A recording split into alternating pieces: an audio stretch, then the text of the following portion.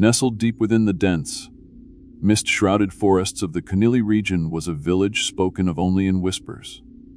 Anjakuni Village, as the locals called it, was a place of strange happenings and darker secrets. Stories of its sudden and unexplainable disappearance had turned the village into a forbidden legend. People who lived nearby avoided the area, claiming the very land was cursed. Others spoke of strange lights above the lake and unnatural sounds emanating from the woods at night, and most dismissed it as folklore, but there were those who swore it was real. Laura, an urban explorer and amateur filmmaker, and had stumbled across the tale online. The mystery of an entire village disappearing without a trace was too tempting to ignore, as she convinced her small crew to join her on a trek to document the ruins and uncover the truth. Armed with cameras, recording equipment, and an insatiable curiosity, they arrived at the forest's edge one dreary afternoon, and where the wind carried an eerie chill and the air seemed unnaturally still. The hike was grueling, the dense trees and uneven terrain making progress slow.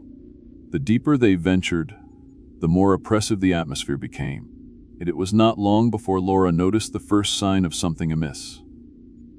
Scattered along the trail were small trinkets, strange carvings, of and woven charms hung from branches, all of which seemed to depict grotesque, elongated figures. The craftsmanship was crude but unsettling. No one in the group could explain them, and an unspoken unease settled over them as they pressed on. When they finally reached what should have been the village, the sight that greeted them was wrong in every way.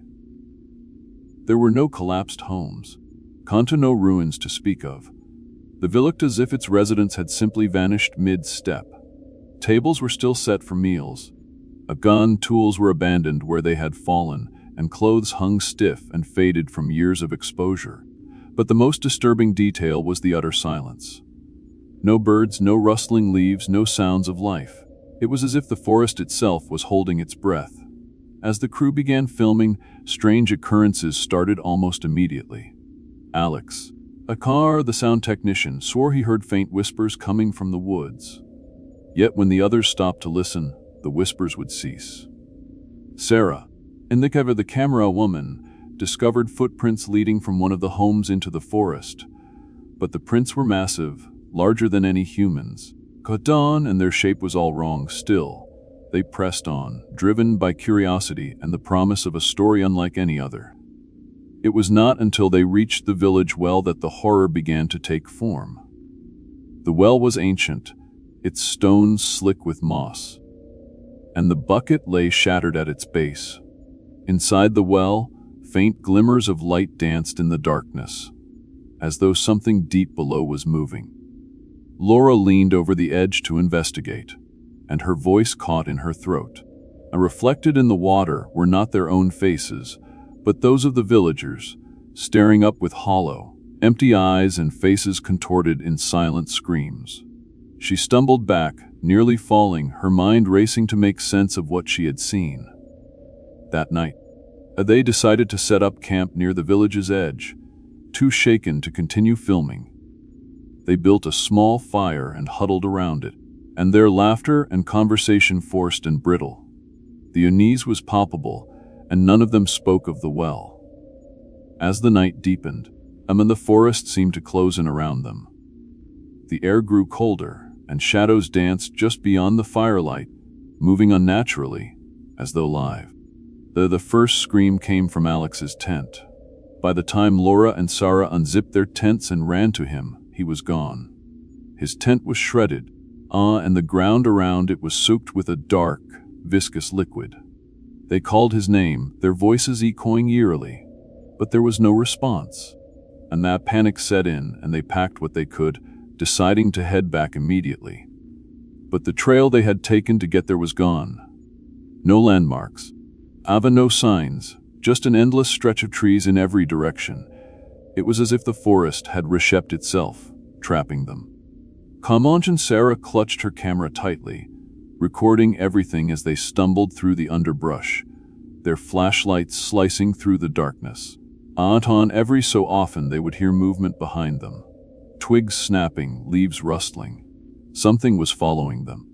Run. When they finally stopped to catch their breath, Laura noticed Sarah staring blankly ahead. Her flashlight revealed a figure standing in the distance. It was tall, impossibly so, and its limbs were twisted and angular. Its head was featureless, yet it emanated a sense of overwhelming dread. The figure did not move, but Laura felt its gaze piercing through her.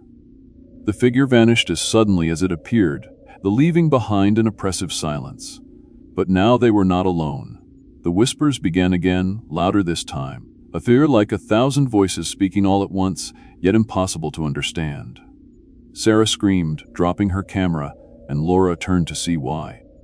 The figure was now right behind them, its limbs contorting in ways that defied anatomy, its presence consuming the very air around it. As they ran blindly, the forest seeming to shift and twist with every step. Trees loomed like prison bars, and the ground felt as if it were swallowing their feet. When Sarah tripped and fell, Laura turned back to help her, only to freeze in horror. Higher, the figure was on Sarah, its limbs wrapping around her like a cocoon. Sarah's screams echoed through the forest, and then there was nothing, as though she was gone, as though she had never existed. Laura was alone now, the whispers growing louder, the forest closing in. She stumbled back toward the village, desperate for some semblance of safety.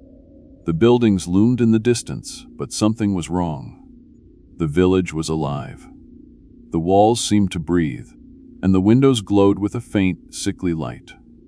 The air was thick, suffocating, and she could feel the weight of countless unseen eyes watching her. She found herself back at the well, unable to remember how she had gotten there. The light within was brighter now, pulsating like a heartbeat. The whispers coalesced into words, fragmented and disjointed, but unmistakable. They spoke her name.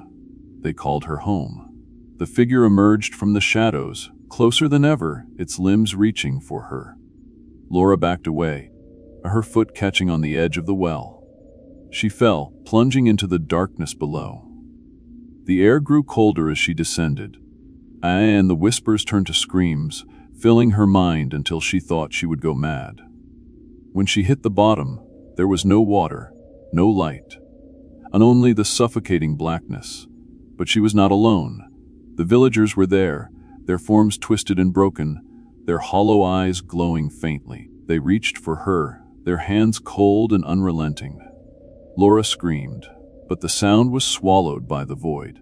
And when the search party eventually found the village weeks later, they found no signs of Laura, Sarah, or Alex. The equipment they left behind was intact, but the footage was inexplicable. It showed glimpses of the figure, fleeting and out of focus, and the screams of the crew echoed faintly in the background. Locals say the forest is louder now, the whispers carrying further, and the lights above the lake more frequent. Those brave enough to venture near swear they hear Laura's voice, calling for help, but never daring to answer. Anjikuni village remains a mystery, its secrets buried beneath layers of time and terror. The forest guards its own, and those who enter rarely leave.